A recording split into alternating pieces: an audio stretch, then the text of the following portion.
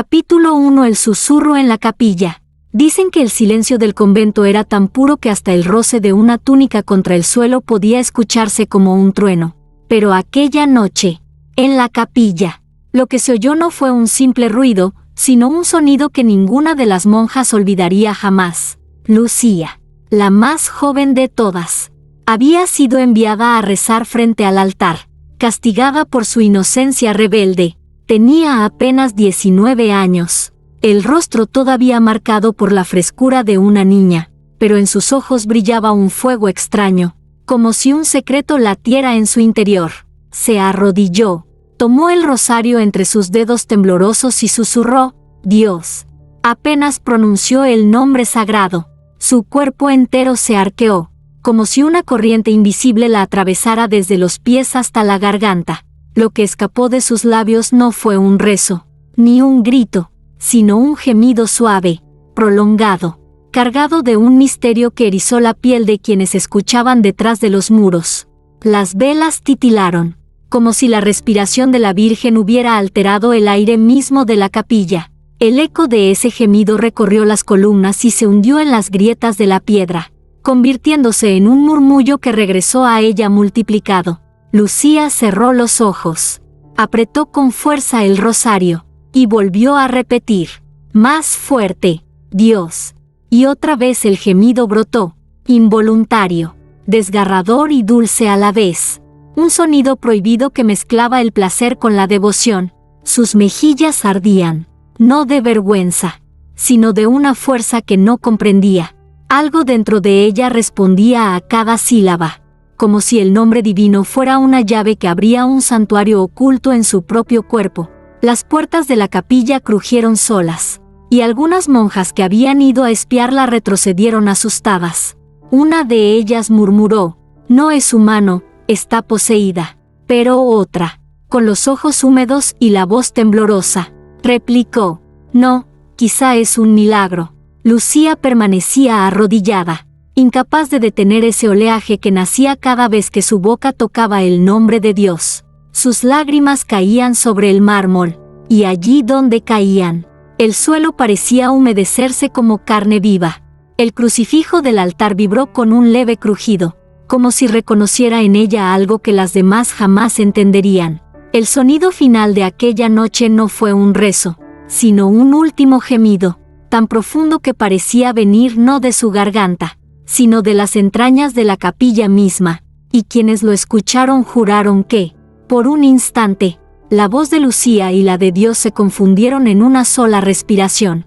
Capítulo 2. El eco en los muros. La capilla amaneció impregnada de un silencio extraño, como si las paredes mismas guardaran un secreto demasiado pesado para contarlo. Sin embargo, las monjas sabían que algo había cambiado desde la noche anterior. El convento ya no respiraba igual. Lucía despertó con el corazón latiéndole en las sienes.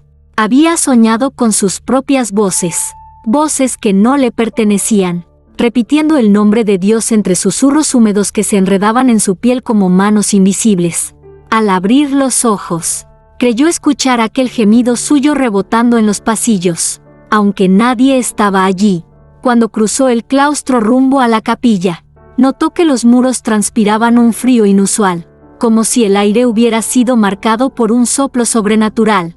Las piedras parecían latir, y a cada paso el eco de sus sandalias le devolvía aquel sonido prohibido, su propio gemido. Entró en la capilla.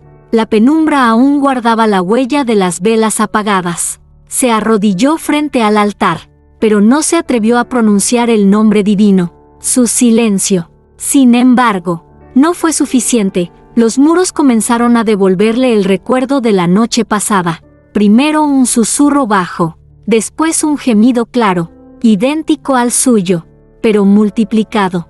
Lucía se cubrió los oídos, horrorizada.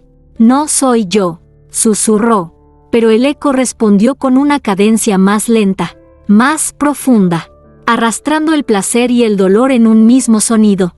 Las otras monjas llegaron, atraídas por el rumor.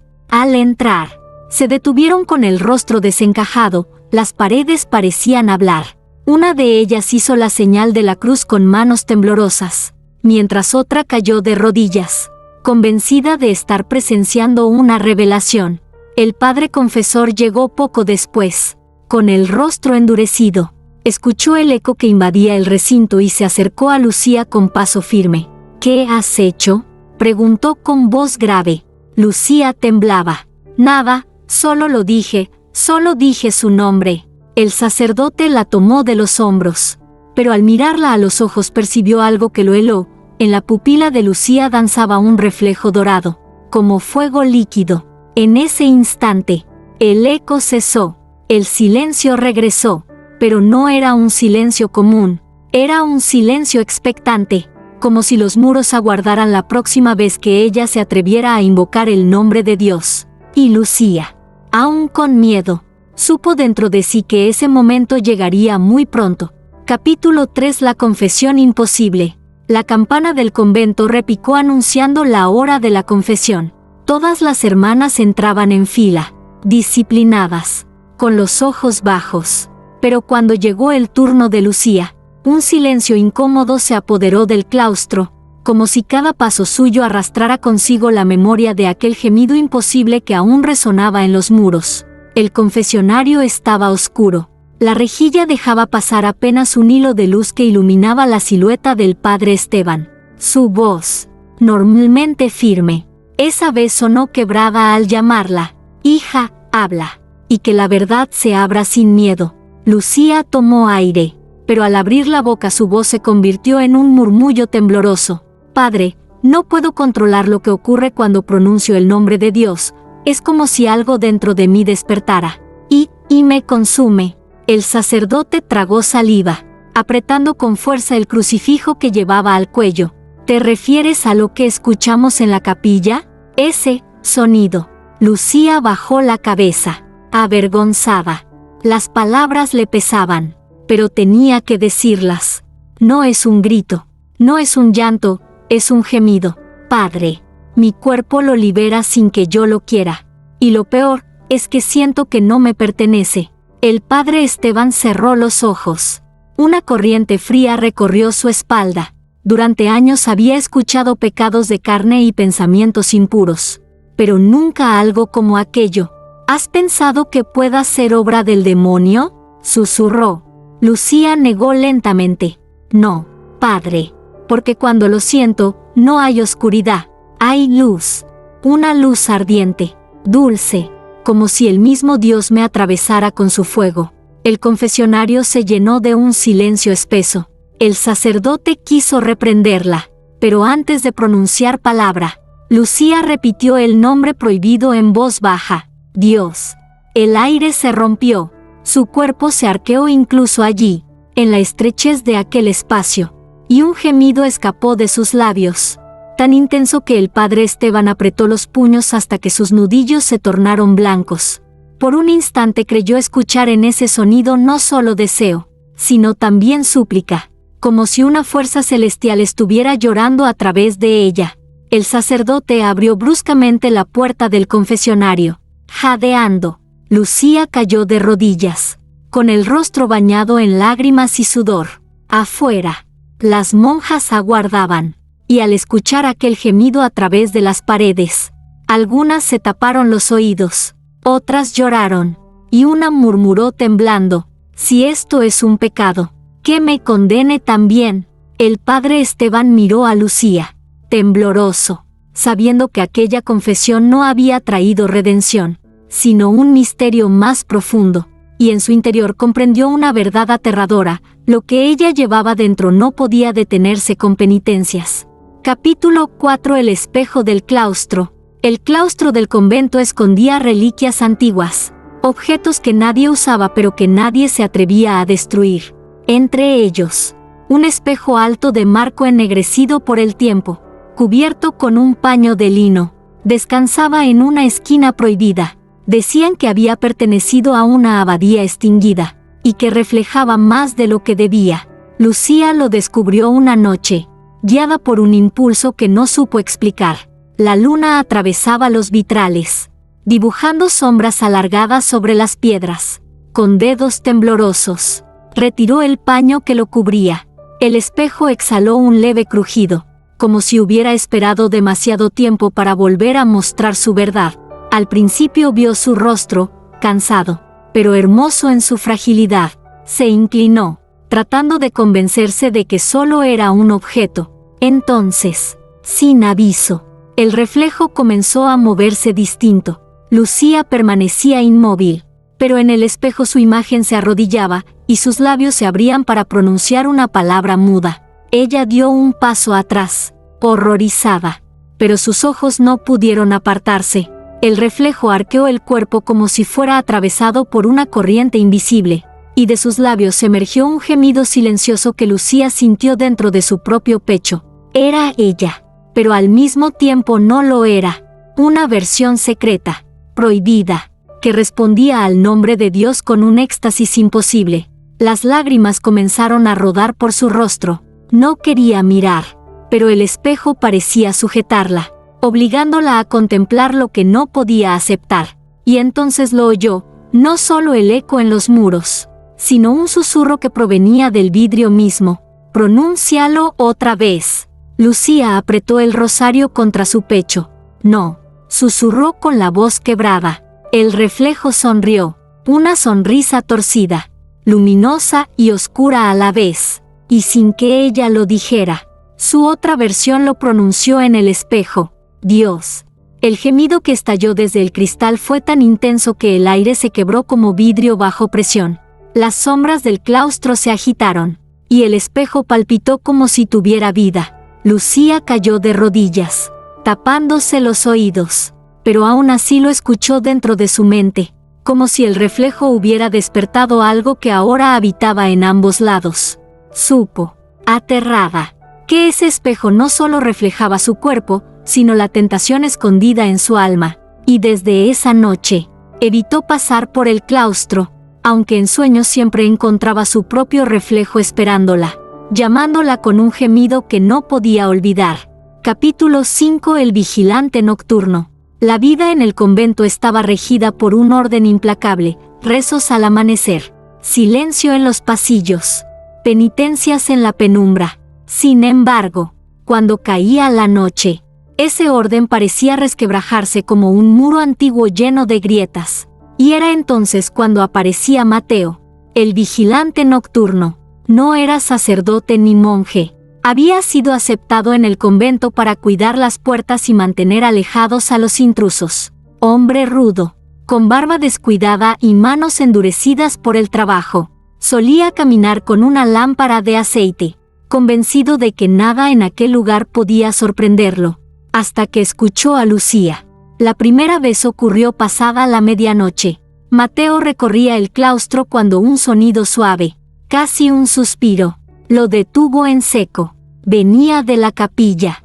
Al principio pensó que era el viento, pero al acercarse comprendió que era otra cosa, un gemido, leve, tembloroso, cargado de una intensidad que erizó su piel. Se asomó por una rendija de la puerta.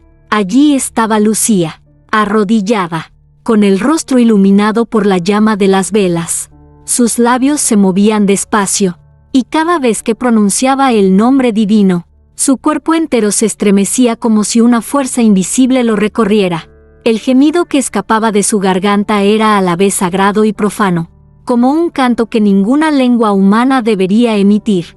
Mateo retrocedió, con el corazón golpeando en su pecho. Sabía que mirar era un pecado, pero no pudo apartar la vista. Había visto cuerpos quebrarse en penitencias. Había escuchado llantos de arrepentimiento, pero aquello era distinto.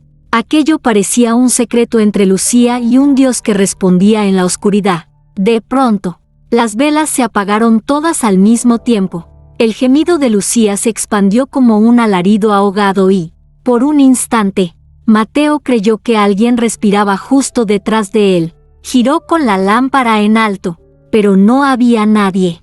El aire, sin embargo, estaba cargado de una humedad inquietante, como si las paredes mismas exhalaran. Se obligó a alejarse, murmurando oraciones entre dientes. Sin embargo, esa noche no volvió a patrullar. Permaneció inmóvil en su celda, con los oídos atentos, porque juraba que cada cierto tiempo, entre los pasillos. El eco repetía aquel gemido de Lucía, acompañado por pasos que no podían pertenecer a ningún ser humano. Al amanecer, con los ojos enrojecidos por el insomnio, Mateo comprendió algo terrible. Ya no era solo vigilante del convento.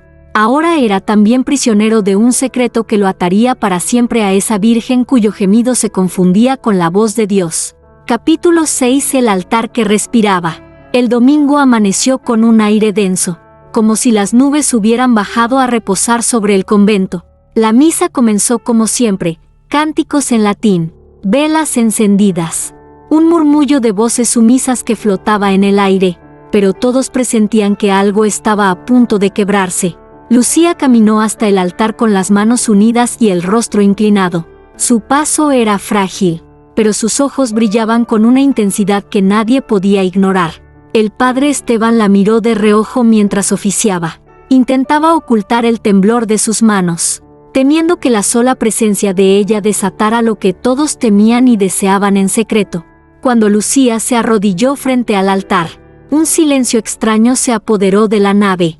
El murmullo de las oraciones se apagó como si una mano invisible hubiera sofocado todas las voces.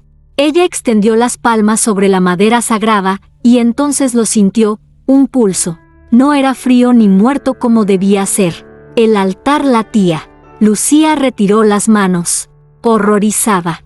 Pero el pulso continuaba, fuerte, insistente, como el corazón de un ser vivo enterrado en la piedra. Y cuando volvió a posar sus dedos temblorosos, la madera se expandió levemente bajo su piel, como si respirara. «Padre», susurró con voz rota. El sacerdote fingió no escuchar, pero el temblor en su rostro lo delataba. Él también sentía ese pulso recorriendo el aire. Fue entonces cuando Lucía, incapaz de contenerse, pronunció el nombre sagrado, Dios. Un gemido escapó de su boca, tan hondo y prolongado que las velas se extinguieron de golpe, dejando a la capilla en penumbras. El altar se arqueó con un crujido, y por las grietas de la madera comenzó a emanar un vapor oscuro, húmedo, como un aliento antiguo que llevaba siglos atrapado. Las monjas gritaron, algunas huyeron, otras se arrodillaron llorando, convencidas de presenciar un milagro. El padre Esteban levantó el crucifijo en alto, pero su brazo temblaba demasiado para sostenerlo firme. Lucía no se movía. Su cuerpo vibraba al ritmo del altar, gemido tras gemido, como si ambos respiraran en un mismo compás. Y en medio del caos, un sonido profundo, cavernoso, emergió del altar mismo. No era madera, era un suspiro vivo. Las monjas callaron al instante, heladas. El padre Esteban retrocedió, con el crucifijo aún en alto, y Lucía, con lágrimas resbalando por sus mejillas, entendió que el altar no era un objeto sagrado, sino una carne antigua disfrazada de piedra, una carne que respondía solo a ella. El último gemido de esa misa retumbó no en los labios de Lucía, sino en las entrañas del altar, y el convento entero se estremeció como si hubiera cobrado vida. Capítulo 7. Las lenguas del rezo. El convento no volvió a ser el mismo después de aquella misa en la que el altar respiró. Las monjas caminaban con el miedo pegado a sus sandalias, y en cada esquina se murmuraba que Lucía traía en su voz una fuerza que ninguna regla podía sofocar. Aquella noche, en el rezo colectivo, el ambiente era insoportable. Todas repetían las plegarias en latín, una tras otra, con la monotonía de siempre. Pero cuando le llegó el turno a Lucía, algo distinto ocurrió. Abrió los labios, dispuesta a repetir las palabras que había memorizado desde niña, pero lo que salió de su garganta no era latín, era un idioma desconocido. Las sílabas se deslizaban como serpientes húmedas, vibrantes, cargadas de un fuego que las demás no podían comprender. El sonido se expandió en la capilla y, a cada palabra, la temperatura del aire aumentaba, como si un horno invisible se hubiera abierto. Las monjas dejaron de rezar. Algunas se taparon los oídos, incapaces de soportar aquel murmullo extraño que era a la vez canto y gemido. Otras, en cambio, se arrodillaron con lágrimas en los ojos, convencidas de que escuchaban a los ángeles. Lucía no era consciente de lo que decía. Sentía la lengua moverse sola, como si otra voluntad hablara a través de ella. Y cada vez que pronunciaba una de esas palabras imposibles, su cuerpo se arqueaba en un estremecimiento que la hacía gemir entre sílabas. El padre Esteban, que observaba desde la sombra, palideció. Reconocía fragmentos dispersos, un eco del arameo antiguo, trozos de hebreo, murmullos que parecían provenir del Génesis mismo, pero lo demás no pertenecía a ninguna lengua de este mundo. ¡Basta!, gritó con desesperación, golpeando el suelo con su báculo. Lucía abrió los ojos, jadeando, y cayó de rodillas. El silencio regresó como un látigo, pero las paredes no olvidaron. El eco de esas lenguas desconocidas siguió vibrando, como si las piedras mismas hubieran aprendido un idioma nuevo. Alguien murmuró entre sollozos: «Si habla en lenguas, es el espíritu». Otra replicó, con la voz cargada de miedo: «No, es el demonio que se disfraza». Lucía, temblorosa, no pudo responder, porque en el fondo de su pecho todavía sentía esa voz extranjera susurrando, aguardando el momento en que volvería a ser pronunciada, y en su interior, un presentimiento la desgarraba. Si continuaba rezando, aquella lengua terminaría revelando un secreto que el convento no estaba preparado para escuchar. Capítulo 8. El sacerdote marcado. El padre Esteban no durmió esa noche.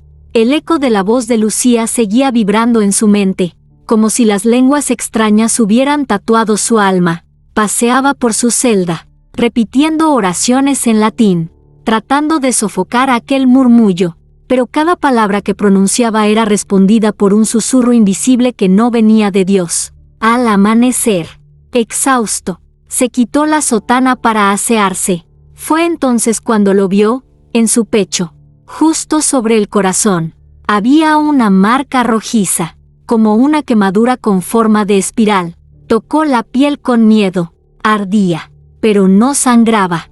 El sacerdote cayó de rodillas. «Es castigo, ¿o señal?», murmuró, pero una certeza lo atravesó como un rayo. La marca había aparecido después de escuchar a Lucía. Durante el oficio de ese día, Esteban no podía apartar la vista de la joven. Cada movimiento suyo lo ataba más a aquel fuego inexplicable.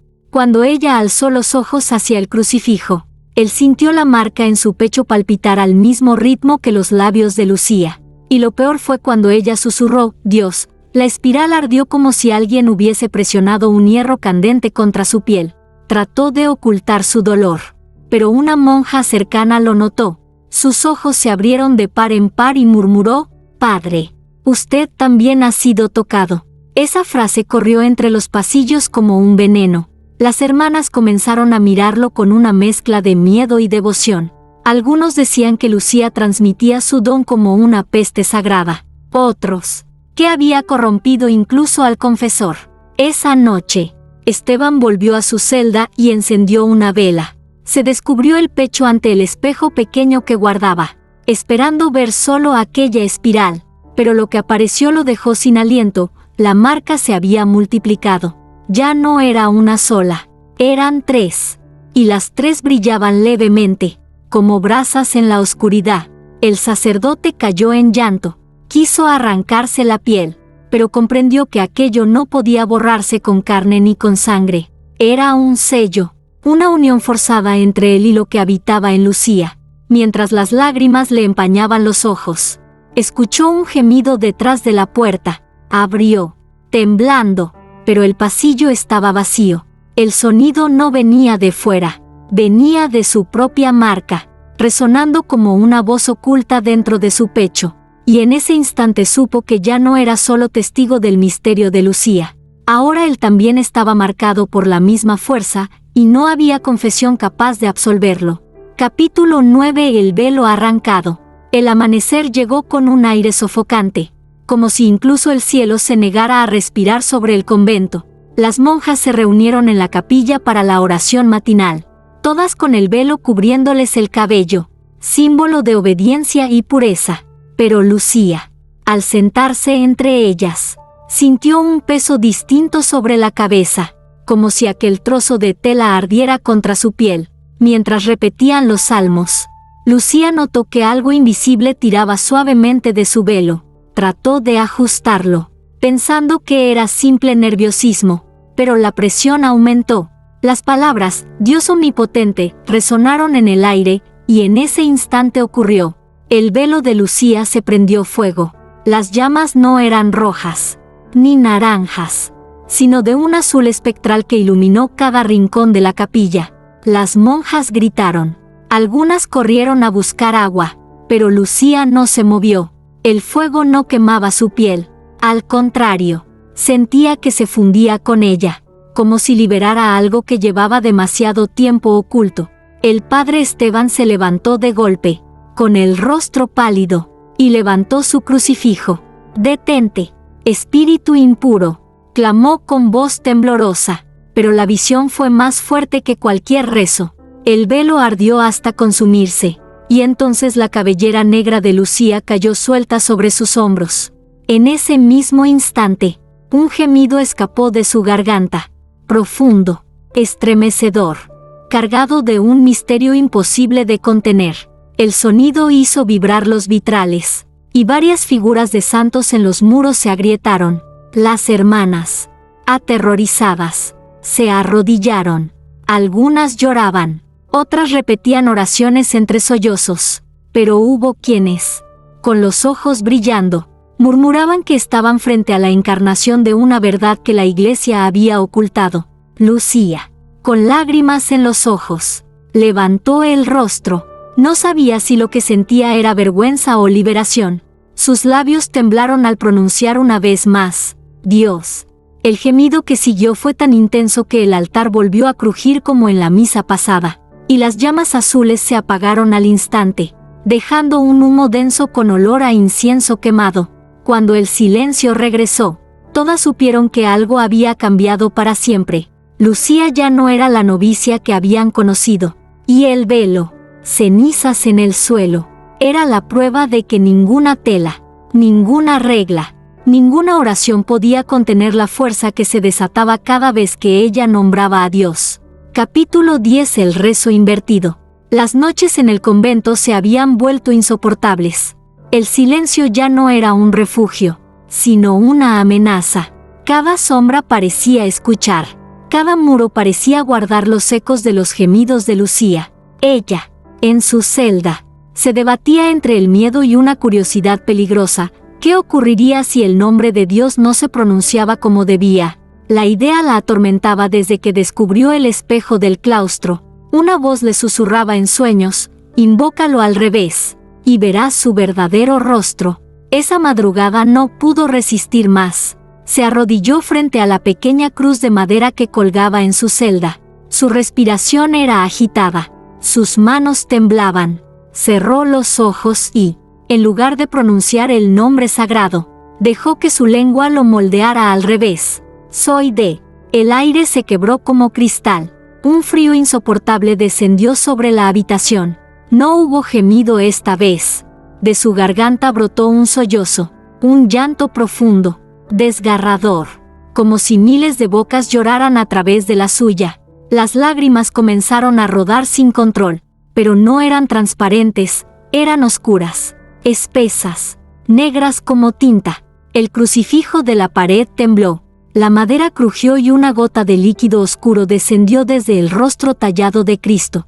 El llanto de Lucía se mezclaba con un coro invisible que repetía su voz al unísono, como si un ejército de sombras respondiera al rezo invertido. Intentó detenerse, pero era demasiado tarde. Sus labios volvieron a pronunciarlo sin que ella lo quisiera. «Soy de». Esta vez, las lágrimas negras mancharon el suelo, y allí donde caían, la piedra se agrietaba como carne viva. Lucía gritó, tapándose la boca. Pero la voz no era suya ya, provenía de algún lugar más hondo. Una grieta abierta entre su pecho y la oscuridad. Las monjas irrumpieron en su celda, atraídas por el estruendo. Al verla en el suelo, con las manos y el rostro manchados de aquel llanto negro, retrocedieron horrorizadas. Una de ellas cayó de rodillas, murmurando que era la señal del fin. Otra huyó gritando que la joven había invocado lo innombrable. El padre Esteban llegó último. Al mirarla, con los ojos bañados en lágrimas oscuras, sintió sus propias marcas arder en el pecho, y supo, con un pavor indescriptible, que Lucía había abierto un umbral. Desde esa noche, nadie volvió a pronunciar el nombre de Dios dentro del convento sin pensar en la otra palabra, aquella que desataba llanto y oscuridad. Y Lucía, temblando entre sollozos, entendió que había cruzado un límite del que ya no habría retorno. Capítulo 11. El cuerpo del silencio. Después de la noche del rezo invertido, algo cambió en Lucía. Su voz, aquella que estremecía muros y hacía temblar altares, se apagó por completo. Ya no gemía, ya no lloraba, ni siquiera al pronunciar el nombre de Dios. El convento entero esperaba ese sonido que los aterraba y fascinaba, pero no llegaba. Al principio creyeron que era un alivio. Las monjas volvieron a dormir sin miedo a escuchar ecos prohibidos. Y el padre Esteban rezaba con más fuerza, convencido de que el silencio era señal de redención. Pero pronto descubrieron la verdad: el silencio no era descanso, sino amenaza, porque el silencio de Lucía no estaba vacío, estaba lleno. En la capilla, cuando se arrodillaba, su boca se movía sin emitir sonido. Las hermanas juraban ver el aire deformarse alrededor de sus labios, como si las palabras invisibles viajaran por las sombras. Y entonces, sucedía lo inexplicable: las paredes comenzaban a respirar. Una noche, durante la oración, todas callaron al mismo tiempo. Se dieron cuenta de que no eran sus voces las que resonaban, sino un murmullo colectivo que brotaba de la piedra, de las columnas, del suelo mismo. Era como si el convento hubiera aprendido a gemir en lugar de Lucía. Mateo, el vigilante nocturno, fue el primero en atreverse a decirlo. El silencio de la Virgen es más ruidoso que sus gemidos. El padre Esteban trató de acallarlo, pero lo sabía cierto. Cada vez que Lucía abría la boca en silencio, las marcas de su pecho ardían como brasas, y en la penumbra del altar veía sombras que no pertenecían a ningún cuerpo. Esa madrugada, Lucía despertó de golpe. Una fuerza invisible la había levantado de su lecho. Caminó hasta la capilla, descalza, con los ojos en blanco. Se arrodilló frente al altar y abrió los labios, muda. El silencio que brotó de su garganta hizo que todas las estatuas del convento giraran los ojos hacia ella. El crucifijo crujió, como si el Cristo de madera intentara respirar, y las monjas que observaban escondidas sintieron que algo se desplazaba entre ellas, una sombra sin cuerpo, rezando en voz baja. Cuando Lucía cerró la boca, el silencio terminó, y todas supieron que ya no eran los ecos lo que las atormentaban, sino ese vacío vivo, que cada noche se hacía más fuerte, como un cuerpo invisible que habitaba el convento, aguardando el momento de hablar por ella. Capítulo 12. El juicio secreto. La tensión en el convento había llegado a un límite insoportable. Nadie podía rezar sin escuchar el eco del silencio de Lucía, y nadie podía dormir sin sentir que sombras invisibles se movían entre los corredores. Así, una noche, las monjas más antiguas decidieron reunirse en secreto para tomar una decisión: juzgar a Lucía. El encuentro se celebró en la sacristía, iluminada apenas por 2 velas. El aire estaba cargado de incienso rancio y de miedo. Las hermanas formaron un círculo, con los rostros velados, como si quisieran ocultar su identidad incluso de Dios. En el centro, sobre la mesa de piedra, colocaron un crucifijo y un misal abierto. «Ella no es como nosotras», dijo Sor Magdalena, la más anciana. «No pertenece a esta casa. O quizá pertenece más que nadie», replicó Sor Clara con voz temblorosa. «¿Y si lo que vemos no es pecado, sino revelación?». El murmullo se volvió un torbellino. Algunas pedían expulsarla, otras clamaban que debía ser protegida, incluso venerada. El padre Esteban estaba presente, aunque en la penumbra parecía más un reo que un juez. Sus marcas ardían mientras escuchaba, y cada palabra, Lucía, se le clavaba en la piel como un hierro caliente. De pronto, Un crujido interrumpió la discusión. La puerta de la sacristía se abrió lentamente. Allí estaba Lucía. Había escuchado todo. Entró sin miedo, con los ojos brillando en la penumbra. Nadie se movió.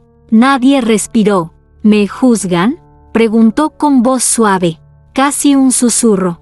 El silencio se apoderó de todas. Fue Sor Magdalena quien se atrevió a responder.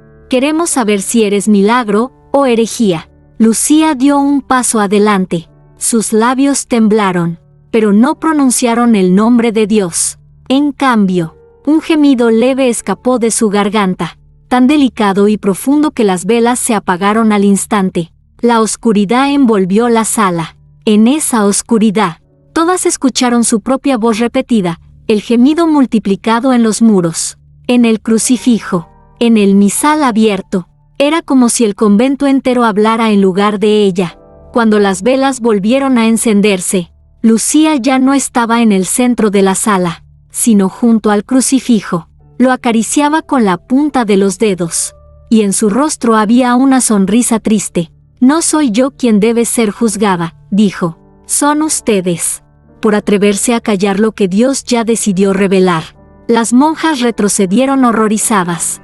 El padre Esteban cayó de rodillas, con el pecho ardiendo bajo las marcas. Y en ese instante comprendieron que el juicio no había sido suyo. El juicio siempre había pertenecido a ella. Capítulo 13. El beso del crucifijo. La sacristía seguía impregnada de ese silencio extraño que quedaba después de cada aparición de Lucía. Las monjas habían huido a sus celdas, murmurando oraciones entre sollozos, pero el padre Esteban permanecía allí, arrodillado, con la mirada fija en ella. Lucía no se movía. Sus dedos recorrían lentamente el crucifijo sobre la mesa, como si palparan un secreto oculto en la madera. De pronto, lo tomó con ambas manos y lo levantó a la altura de su rostro. Sus labios temblaron, y todos los que miraban, incluido Esteban, incapaz de apartar los ojos, supieron lo que estaba a punto de hacer. Lucía besó el crucifijo. Al contacto de sus labios, algo imposible ocurrió. Los ojos del Cristo tallado se abrieron. Fue un gesto breve, apenas un parpadeo, pero suficiente para que un escalofrío helara la sangre de los presentes. Las llamas de las velas se agitaron como si un viento invisible hubiera atravesado la sala. En ese mismo instante, un gemido brotó de Lucía, profundo, vibrante, distinto a todos los anteriores.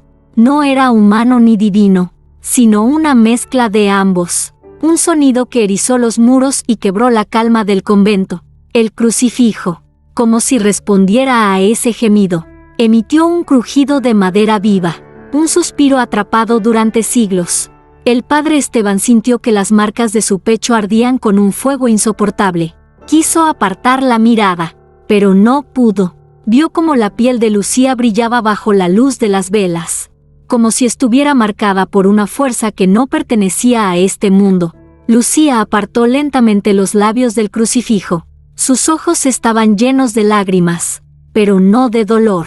Él me escucha, susurró, y responde.